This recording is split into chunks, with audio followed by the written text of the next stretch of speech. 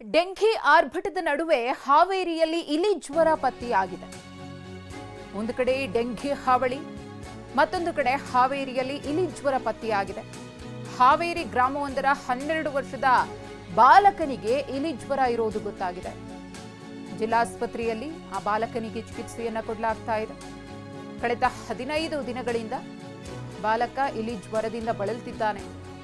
ದಿನ ಬಿಟ್ಟು ದಿನ ಜ್ವರ ಕಾಣಿಸಿಕೊಳ್ತಾ ಇರೋದ್ರಿಂದ ರಕ್ತ ತಪಾಸಣೆ ಕೂಡ ಆಗ್ತಿದೆ. 12 ವರ್ಷದ ಬಾಲಕನಿಗೆ ಜಾಂಡೀಸ್ ಇದೆ ಎಂದು ರಕ್ತ ತಪಾಸಣೆಯಲ್ಲಿ ಗೊತ್ತಾಗಿದೆ. ವರದಿಯಲ್ಲಿ ಬಾಲಕನಿಗೆ ಇಲಿ ಜ್ವರ ಇರೋದು ಕೂಡ ಕನ್ಫರ್ಮ್ ಆಗಿದೆ. ರಕ್ತ ಪರೀಕ್ಷೆಗೆ ನೀಡಿ ಊರಿಗೆ ಕರೆದುಕೊಂಡು ಹೋಗಿದ್ರು ಪೋಷಕರು. ಇದೀಗ ಇಲಿ ಜ್ವರ ಕನ್ಫರ್ಮ್ ಆಗಿದೆ ಅಂತ ಹೇಳಿ ಆರೋಗ್ಯ ಸಿಬ್ಬಂದಿ ಆ ಬಾಲಕನನ್ನ ಆಸ್ಪತ್ರೆಗೆ ಕರೆತಂದಿದ್ದಾರೆ. ಸದ್ಯಕ್ಕೆ ಆತನ ಹೆಲ್ತ್ ಕಂಡೀಷನ್ ಸ್ಟೇಬಲ್ ಆಗಿದೆ. ಜಿಲ್ಲಾಸ್ಪತ್ರೆಯಲ್ಲಿ ಚಿಕಿತ್ಸೆ ಮುಂದುವರೆದಿದೆ. ಈ ಕುರಿತು ನಮ್ಮ ಪ್ರತಿನಿಧಿ ಅಣ್ಣಪ್ಪ ಒಂದು ಪ್ರತ್ಯಕ್ಷ ವರದಿ ಕೊಟ್ಟಿದ್ದಾರೆ, ನೋಡೋಣ. ಹಾವೇರಿ ಜಿಲ್ಲೆಯಾದ್ಯಂತ ಮಹಾಮಾರಿ ಡೆಂಗ್ಯೂ ಮರಣ ಮೃದಂಗ ಬಾರಿಸ್ತಾ ಇದೆ. ಡೆಂಗ್ಯೂ ರುದ್ರ ನರ್ತರಕ್ಕೆ ಜನಸಾಮಾನ್ಯರು ಹೈರಾಣಾಗಿ ಹೋಗಿರುವಂಥದ್ದು. ನಾನು ಹಾವೇರಿಯ ಜಿಲ್ಲಾ ಆಸ್ಪತ್ರೆಯಲ್ಲಿ ಇದ್ದೇನೆ. ನೀವು ದೃಶ್ಯಾವಳಿಗಳಲ್ಲಿ ನೋಡ್ತಾ ಇರ್ಬೋದು. ಹಾವೇರಿ ಜಿಲ್ಲಾ ಆಸ್ಪತ್ರೆಯ 309ರ ವಾರ್ಡ್ನಲ್ಲಿರುವಂಥದ್ದು ನೋಡ್ತಾ ಇರ್ಬೋದು. ಎಲ್ಲ ಬೆಡ್ಗಳು ಕೂಡ ಸಂಪೂರ್ಣವಾಗಿ ಭರ್ತಿಯಾಗಿರುವಂಥದ್ದು. ಜನರು ನಿತ್ಯ 100ಕ್ಕೂ ಹೆಚ್ಚು ಪೇಷೆಂಟ್ಗಳು ಇಲ್ಲಿಗೆ ಬರ್ತಾ ಇದ್ದಾವೆ. ಅದರಲ್ಲಿ ಡೆಂಗ್ಯೂ ಸೋಂಕಿತರು ಹೆಚ್ಚಾಗಿದ್ದಾರೆ ಅನ್ನುವಂಥ ಮಾಹಿತಿ ಇರೋದು. ಇನ್ನೊಂದು ಆಘಾತಕಾರಿ ಅಂಶ ಇವತ್ತು ಮತ್ತೊಂದು ಪತ್ತೆಯಾಗಿರುವಂಥದ್ದು. ಯಾಕಂದರೆ ಇಲ್ಲಿ 12 ವರ್ಷದ ಬಾಲಕನಿಗೆ ಇಲಿ ಜ್ವರ ಪ್ರತ್ಯಕ್ಷ ಆಗಿದೆ ಅಂತ ಹೇಳಿ ಆತಂಕಕ್ಕೆ ಒಳಗಾಗಿರುವಂಥದ್ದು.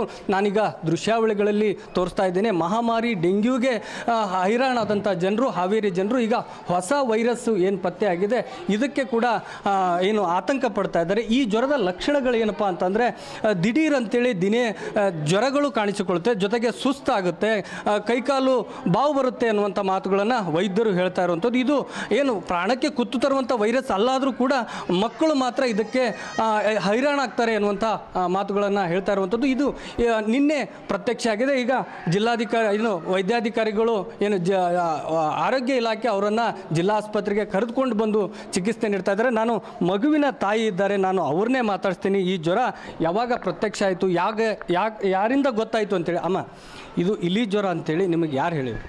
ಇಲ್ಲಿ ರಕ್ತದ ರಿಪೋರ್ಟ್ ಕೊಟ್ಟಿದ್ರಿ, ಅದರೊಳಗೆ ಬಂದೈತೆ ಅಂದ್ರಿ. ಇಲ್ಲ ಜಿಲ್ಲಾ ಆಸ್ಪತ್ರೆ ಒಳಗೆ ರಕ್ತದ ರಿಪೋರ್ಟ್ನಾಗ ಹೇಳ್ಯಾರಿ ಅದ್ರೊಳಗೆ ಬಂದೈತಿ ಅಂತಂದು ಇಲಿ ಜ್ವರ ಅಂತಂದು ನಮ್ಮ ದೇವಿ ಹೊಸೂರು ಸರ್ಕಾರ ದವಾಖಾನಿಗೆ ಅವ್ರು ಫೋನ್ ಮಾಡ್ಯಾರ ರೀ. ದೇವಿ ಹೊಸೂರು ಸರ್ಕಾರ ದವಾಖಾನಿಯವ್ರು ನಮ್ಮ ಮನೆಗೆ ಫೋನ್ ಮಾಡಿ ನಮ್ಮನ್ನು ಕರೆಸ್ಕೊಂಡು ಅವರು ಚೆಕ್ ಮಾಡಿ ಹುಡುಗ ಸ್ವಲ್ಪ ಆರಾಮಿಲ್ಲದ ನೋಡಿ ಇಲ್ಲಿ ಬಂದು ಅಡ್ಮಿಟ್ ಮಾಡಿದ್ರು. 15 ದಿವಸದಿಂದ ಏನೇನು ಸಮಸ್ಯೆ ಆಗೋದು? ಜ್ವರ ಕಂಟಿನ್ಯೂ ಆಗಿದ್ವಾ?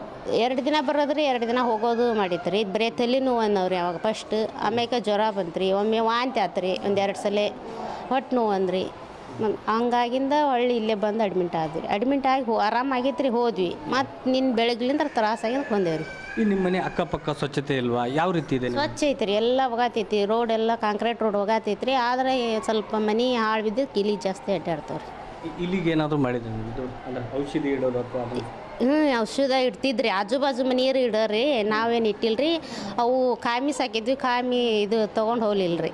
ಕಾಮಿ ಸಾಕೇವ್ರಿ, ಮನ್ಯಾಗ ಸತತ ಕಾಮಿ ಇರ್ತೀರಿ. ಈಗ ನಿಮ್ಮ ಮಗ ಏನು ತ್ರಾಸ ಆಕತಿ ಅಂತ ಹೇಳ್ತಾನೆ? ಅವ್ನು ಸ್ವಲ್ಪ ಈಗ ಹೊಟ್ಟೆ ನುಸ್ತೈತಿ ಅಂತಾನ್ರಿ. ಹ್ಞೂ ರೀ, ಹೊಟ್ಟೆ ನುಸೋದ್ರಿ, ಕಣ್ಣು ಹಳದಿಯಾಗ್ಯವು ಅಂದಾರ್ರಿ. ಮತ್ತು ಕೈಕಾಲು ಸುಸ್ತಾಗ್ಯಾವ್ರಿ, ಅಡ್ಡಾಡೋಕ್ಕಾಗಲ್ರಿ, ಅಷ್ಟು ಇದೈತಿ. ಜ್ವರ ಬಂದು ಹಂಗೆ ಇದು ಸುಸ್ತಾಗೈತೆ ರೀ.